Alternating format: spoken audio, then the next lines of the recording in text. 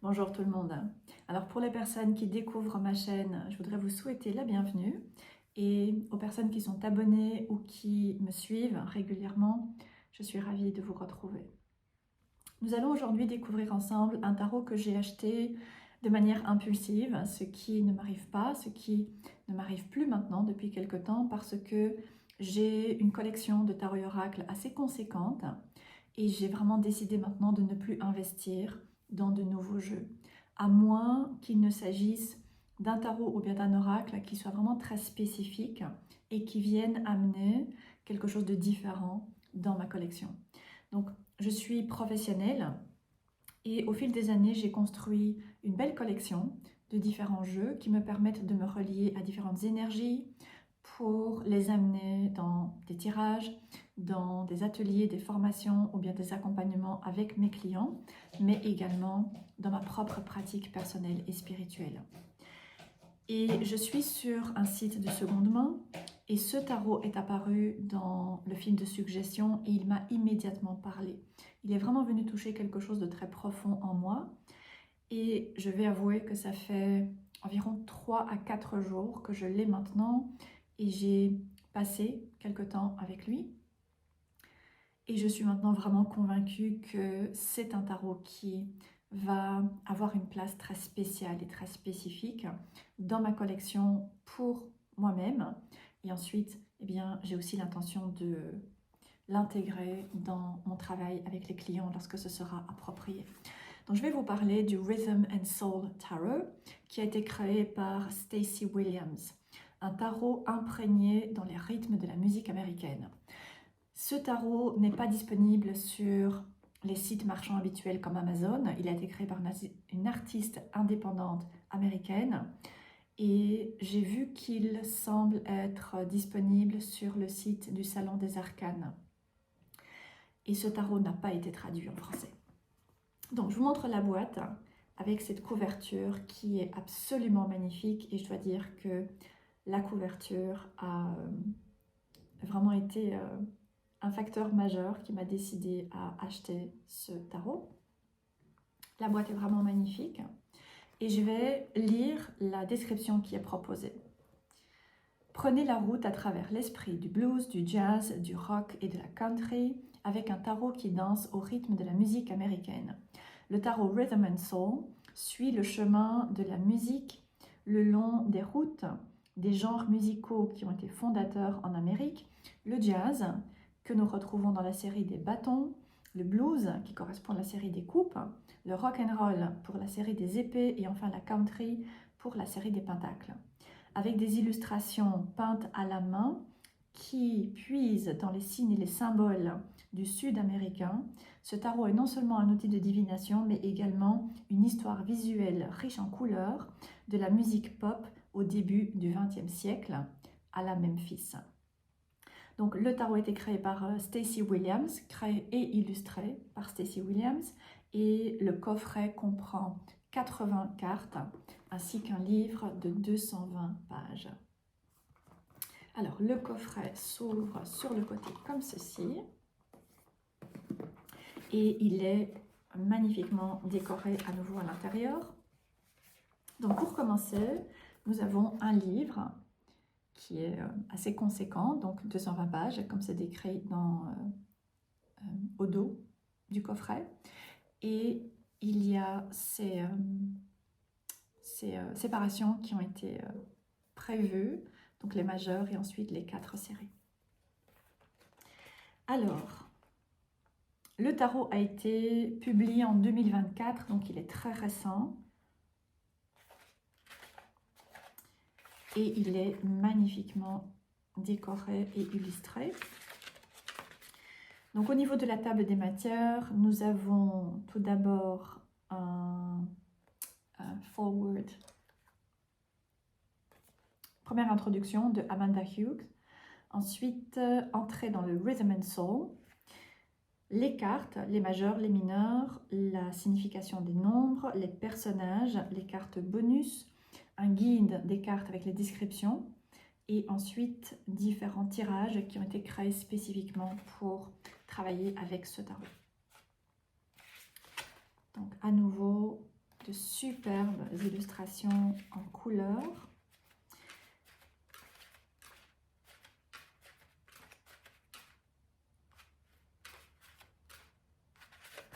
Avec des explications qui sont à nouveau très claires, détaillées. Et ensuite, pour chaque carte, nous avons 2 pages d'explication, la reproduction couleur de la carte, le titre de la carte, plusieurs mots-clés qui sont associés. Ensuite, un premier paragraphe dans lequel la créatrice apporte quelques notes par rapport à son propre vécu. Ensuite, une explication de la carte et une suggestion de lecture lorsque la carte sera à l'envers. Et pour terminer, il y a également une musique qui est associée à chacune des cartes. Donc pour le fou, nous avons Chain of Fools par Aretha Franklin. Et au niveau des mineurs, eh bien pareil, vous avez 2 pages, autant d'explications et à nouveau une chanson qui est suggérée. Les tirages sont encore une fois magnifiquement expliqués. Et donc pour les personnes qui pourraient débuter, eh bien, le livre apporte beaucoup d'explications. Alors c'est un tarot qui a été peint à la main et qui est inspiré de personnes réelles. Alors, pas nécessairement pour les 78 cartes, mais pour une grande majorité d'entre elles. Et à la fin du livre, la créatrice nous donne un aperçu de quelques personnes qui ont été choisies pour représenter certaines cartes. Donc, je vous montre le dos des cartes. Ça n'est pas du tout mon style a priori, mais je trouve que l'illustration est magnifiquement choisie pour ce tarot qui est inspiré de la musique et la musique du sud de l'Amérique. Par rapport à un tarot plus traditionnel, comme vous voyez, les cartes sont un peu plus grandes, un peu plus hautes et un peu plus larges également. Très peu, la tranche est dorée. Pour la musique, et voilà, pour chaque carte, vous avez de superbes illustrations et le fou nous plonge déjà directement dans l'univers de ce tarot. Cette représentation du fou, je trouve, est absolument magnifique. Il y a cette jeune fille qui est en train de courir sur un chemin de terre dans la nature. Il y a du soleil, des papillons, et donc toute cette ambiance qui vient inspirer ce côté léger et insouciant qui est associé au fou. Et très clairement, elle a l'air d'être particulièrement emballée par ce qui l'attend au bout de la route. Alors, j'ai oublié de dire, la raison pour laquelle j'ai décidé d'acheter ce tarot, c'est parce que j'ai un intérêt pour la musique. Personnellement, je suis une grande fan de musique et de musique classique, tout particulièrement le blues, parmi les différents genres qui sont repris ici. Et donc, avoir un tarot qui permet de pouvoir combiner la structure du tarot avec ce côté musical m'a intéressée, mais ce qui m'a vraiment intéressée, c'est le contexte, parce que l'artiste donc est quelqu'un qui est originaire de Memphis, et ce tarot est imprégné de paysages, d'ambiance et de tradition de la Nouvelle-Orléans. Donc personnellement, je suis quelqu'un qui résonne très fort avec la Nouvelle-Orléans, et ça fait maintenant environ 2 ans, peut-être un peu plus que 2 ans, que j'étudie le houdou. Alors ce tarot n'est pas consacré au houdou, il est beaucoup plus inspiré du voodoo, mais sans être nécessairement un tarot sur le voodoo ou bien le houdou. Et donc, il y a toutes ces références culturelles que je trouve extrêmement intéressantes. Donc, je suis quelqu'un qui a énormément voyagé, rencontré des personnes de nombreuses nationalités, et j'ai toujours été très proche avec les personnes africaines. Pendant presque une quinzaine d'années, tous mes meilleurs amis et mes meilleures amies étaient africains, donc j'ai vraiment baigné dans cette culture. Et même si c'était principalement des personnes plutôt protestantes, je ressens beaucoup d'affinité avec les cultures africaines, Et encore une fois, ces derniers temps, je me suis vraiment plongée dans cette tradition oudou et les traditions religieuses africaines, ATR, qui me parlent de par mon vécu dans un sens extrêmement large. C'est une culture, ce n'est pas une religion, c'est une culture qui a un vécu extrêmement traumatique. Alors, la religion catholique est également très fortement imprégnée dans des expériences traumatiques, mais il n'y a pas cette séparation, il n'y a pas cette approche hyper dogmatique de personnes représentantes de la religion et ensuite les personnes qui doivent simplement suivre et faire ce qu'on leur dit de faire. Dans cette tradition, il y a une fluidité, c'est vraiment une communauté en fait, et c'est quelque chose qui me parle énormément. Donc voilà, tout cela pour parler du magicien, avec cette référence ici très clairement aux traditions voodoo. Alors, la prêtresse, quelle prêtresse? Il y a vraiment tout cet univers extrêmement liminal. Donc, la nuit, un clair de lune, elle est dans les marais typiques de la Nouvelle-Orléans. Donc, il y a cet élément eau ici qui est représenté. Il y a les papillons de nuit. Et donc, toute l'illustration vient vraiment évoquer ce côté liminal de la prêtresse et de ce qu'elle incarne. Alors, l'impératrice devient the mama et l'empereur the papa. Donc, voilà, vous voyez cet empereur qui n'est pas ce chef d'État sur un trône inaccessible et très souvent avec une allure un peu despotique. Il s'agit ici d'un grand-père qui incarne l'autorité familiale, ou bien ça pourrait être un père peut-être plus âgé, mais qui incarne l'autorité familiale, mais qui reste proche. Alors le hiérophante devient the preacher, le prédicateur, évidemment. Alors les amoureux, cette carte est, je trouve, absolument splendide et tellement puissante. Nous avons ces deux personnages qui semblent être seuls au monde, alors que visiblement ils sont entourés d'autres personnes, mais ils ont fait d'une certaine manière ce choix que rien ni personne ne pourra venir s'immiscer entre eux.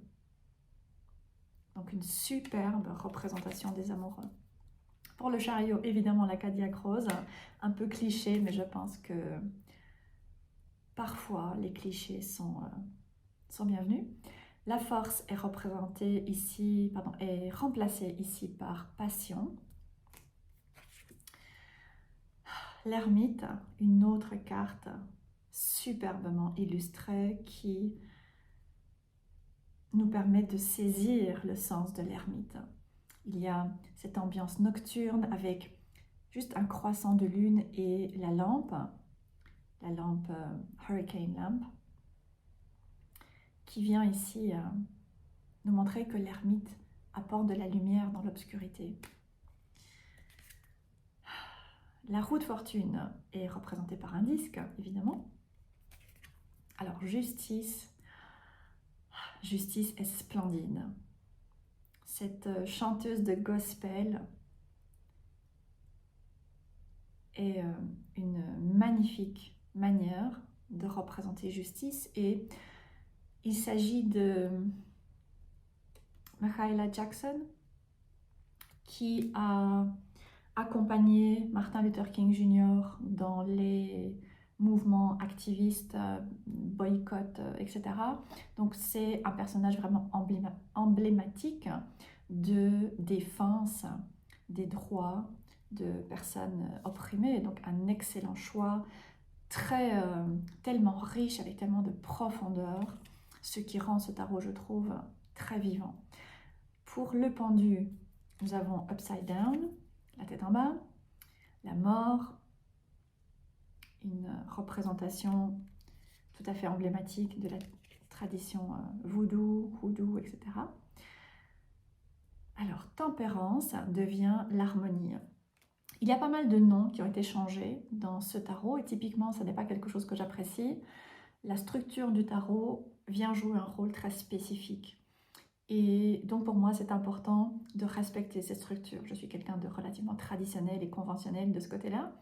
Mais pour ce tarot en particulier, non seulement les noms ont été choisis pour faire écho à cet univers de la musique, mais je trouve que ils amènent cette note d'originalité qui pourtant reste extrêmement fidèle aux fondations traditionnelles du tarot. Donc je trouve que ça passe vraiment très bien, c'est très fluide, c'est très bien choisi, c'est vraiment très bien fait.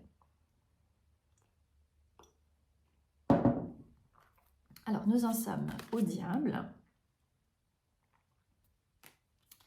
Ok, alors arrêtons-nous sur la tour, qui est une représentation tellement puissante.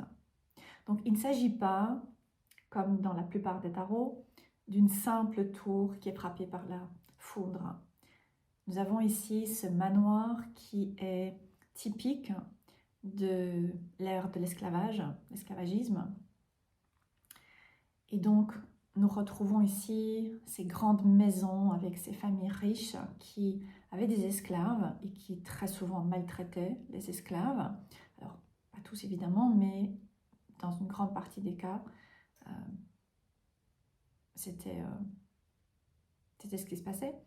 Et donc, cette illustration en particulier vient nous montrer que quelque chose qui a été construit sur des fondations qui ne peuvent absolument pas durer dans le temps vont nécessairement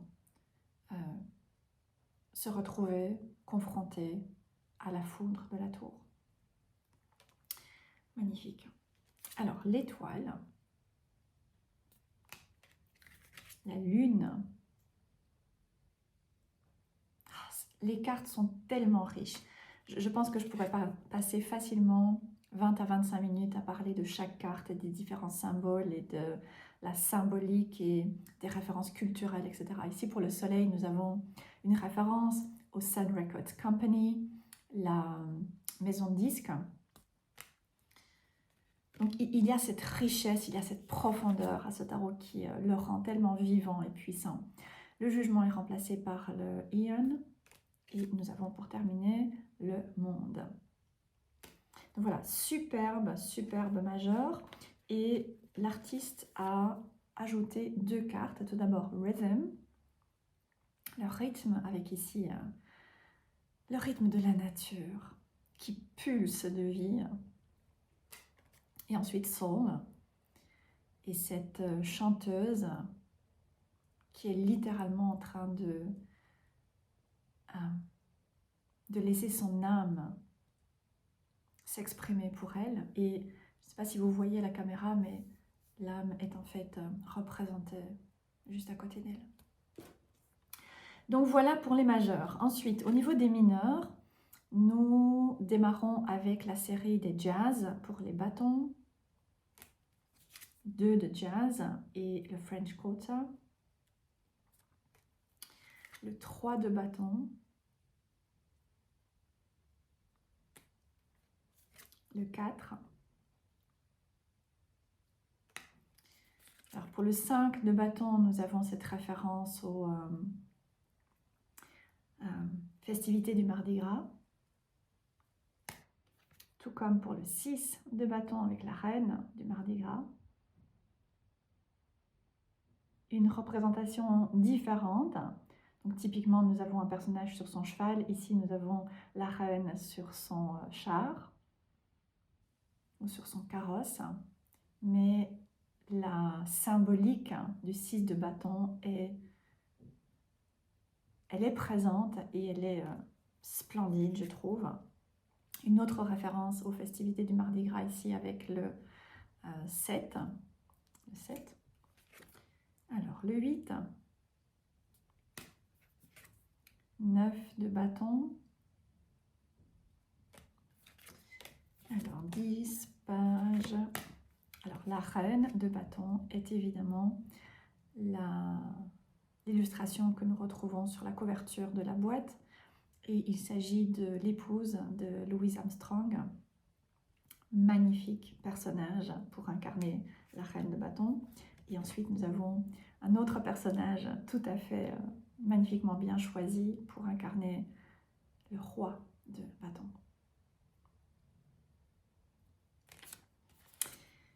As de coupe, Ace of Blues. Le 2. Superbe carte. Le 3, à nouveau, très vivant, très parlant. Le 4, très parlant également. Tellement riche. 5 de coupe. Donc là aussi, cet artiste est tellement doué pour exprimer, pour illustrer des paysages et des atmosphères. Donc nous voyons ici cette femme qui très clairement est complètement dépitée par ce qu'elle vient de perdre, avec le paysage qui est assez désolé également. 6 de blues, 6 of blues, une ambiance totalement différente. Alors, 7 of blues, 7 de coupe, avec certaines références au voodoo pour les personnes qui connaissent, extrêmement approprié. 8 de coupe, pareil, extrêmement approprié. 9 de coupe également. Et ensuite, 10 of blues. Le page.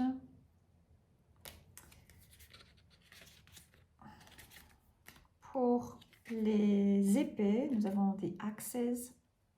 L'as ici avec la guitare. Le 2, magnifique. 2 d'épée. Quelle richesse dans le symbolisme et dans l'originalité qui a été proposée. James Dean pour le 3 d'épée. 4 d'épée. 5, les Bad Boys. Alors, 6 d'épée. 7, 8, 9, oh, le 10. Donc ici, l'illustration s'est écartée de la manière dont le 10 d'épée est traditionnellement dépeint. Et pourtant, l'énergie est exactement la même. Nous avons ici cette représentation de ce qui a été détruit, ce qui a été irrévocablement détruit et qui ne peut plus maintenant être réparé. Donc même si nous n'avons pas cette référence avec le personnage au sol et les 10 épées dans le dos, cette carte est tout aussi parlante. Page d'épée, cavalier d'épée, alors la reine d'épée, j'adore cette représentation, et le roi d'épée, oh, quelle merveille. Alors ensuite, pour la dernière série, les pentacles, nous avons ici les roots, les racines. Donc l'as, le 2 de pentacle, le 3, le 4 avec beaucoup de références pour les personnes qui connaissent, le 5 de pentacle. Alors le 6 de pentacle. Je pense que c'est probablement ma carte préférée, ou bien une de mes cartes préférées dans ce tarot. Ce qui n'arrive jamais avec un autre 6 de pentacle dans les autres tarots que j'ai ou bien que j'ai pu voir.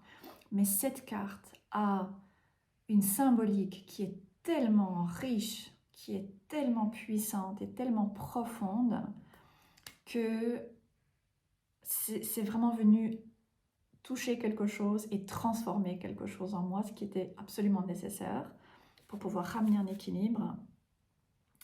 Et voilà. Je trouve cette carte magnifique. Ici, nous avons le 7 de Pentacle. Alors, le 8 de Pentacle est assez différent maintenant. Nous avons ce personnage dans la mine. Alors, le 9, le 10, le page de Pentacle. Donc, c'est ces instruments assez traditionnels. Hein. La reine de Pentacle est magnifique. Et le roi de Pentacle est tout aussi magnifique. Donc voilà, Rhythm and Soul Tarot. Donc personnellement, je suis vraiment conquise par ce tarot. Je ne pensais pas vraiment qu'il me toucherait autant, mais je le trouve magnifique et encore une fois tellement profond de par toutes ces nuances qu'il vient amener. Donc il ne s'agit pas simplement d'un tarot qui amène ce thème de la musique ou ce thème de différents genres musicaux. Il y a tellement de références culturelles par rapport à la musique, par rapport au style de vie, par rapport à la spiritualité des personnes.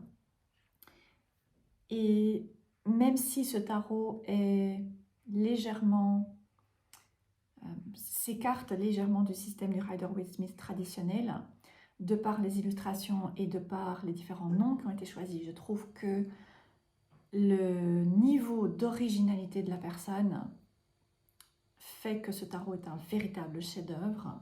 C'est extrêmement bien fait. Je trouve que tout ce remaniement du tarot est très fluide, très puissant et permet de très facilement pouvoir saisir l'énergie des cartes et pouvoir en retirer des éclairages vraiment très puissants. Donc, c'est un tarot que je recommanderais aux personnes qui, évidemment, sont intéressées par les différents genres musicaux, tout particulièrement le jazz, le blues, le rock'n'roll ou bien la country.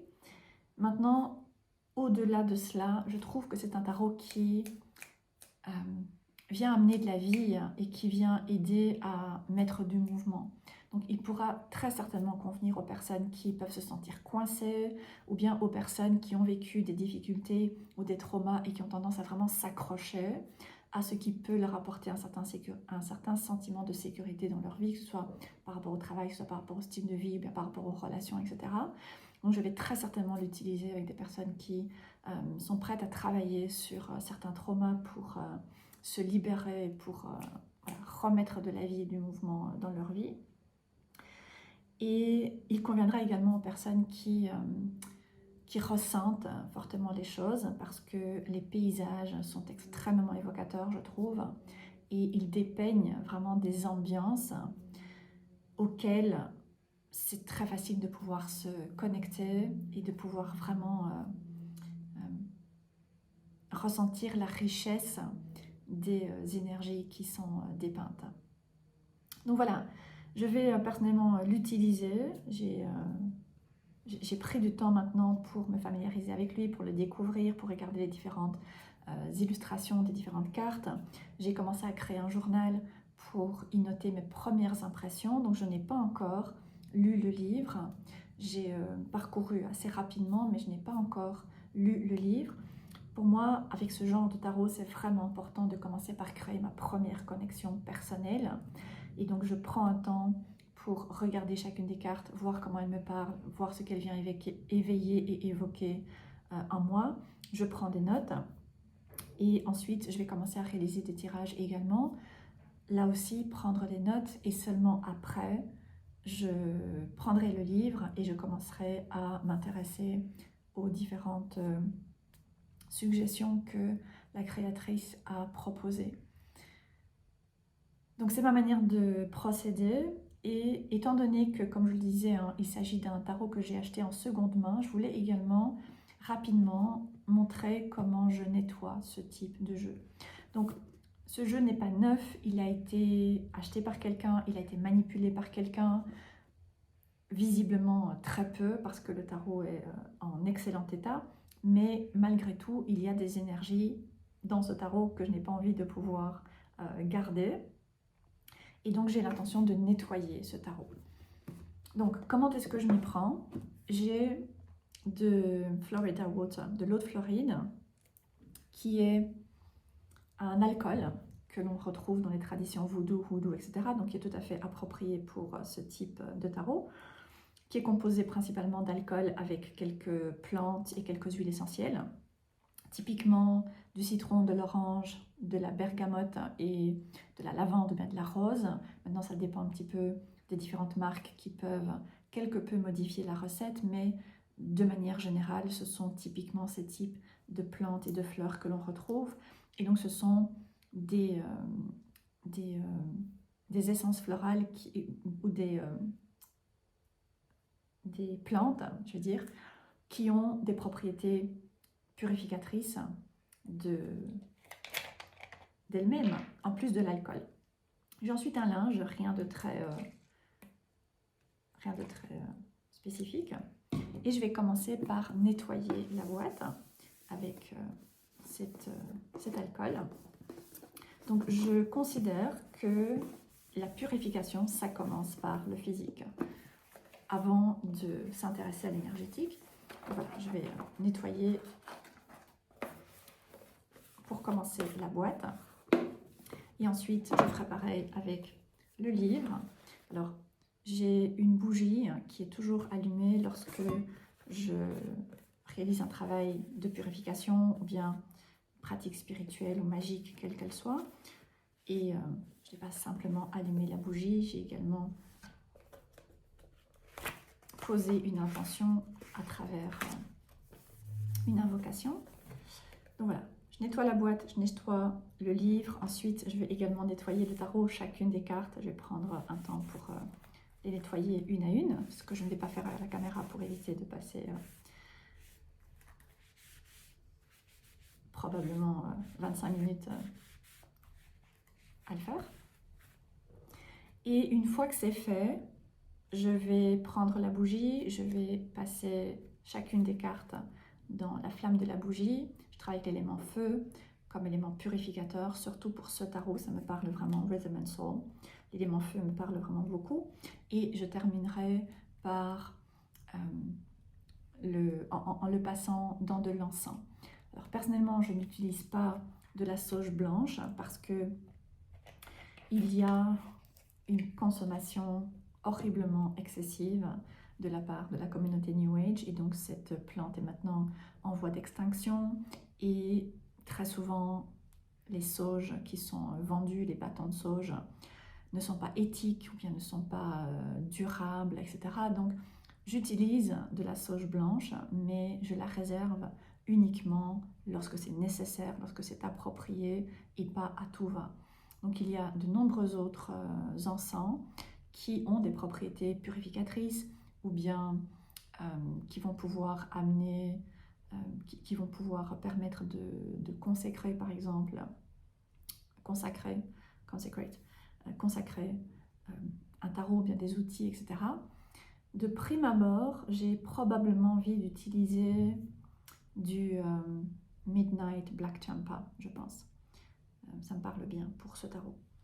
Et ensuite, eh bien, je vais prendre du temps pour prendre le tarot et pour voilà, regarder chacune des cartes, toucher chacune des cartes et maintenant commencer à amener ma propre énergie, me permettre de me relier à l'énergie du tarot également et ainsi commencer à créer une première connexion. Donc typiquement, c'est ce que je vais faire. Et ensuite, comme je disais, je vais prendre chacune des cartes et je vais noter pour chacune mes premières impressions, ce qui me parle. Et au fur et à mesure que je vais réaliser des tirages, eh bien je compléterai ce journal. Et ensuite, j'amènerai les messages qui sont proposés par la créatrice ou bien par les créateurs, et ce qui me permettra de pouvoir amener des nuances et venir approfondir encore ma compréhension des cartes et du tarot ou bien de l'oracle. Voilà, dites-moi si cette vidéo vous a intéressé. Dites-moi si vous avez ce tarot, bien si vous avez l'intention d'éventuellement l'acquérir. Et voilà, merci de m'avoir suivi. Je vous souhaite une très belle journée et je vous dis à bientôt.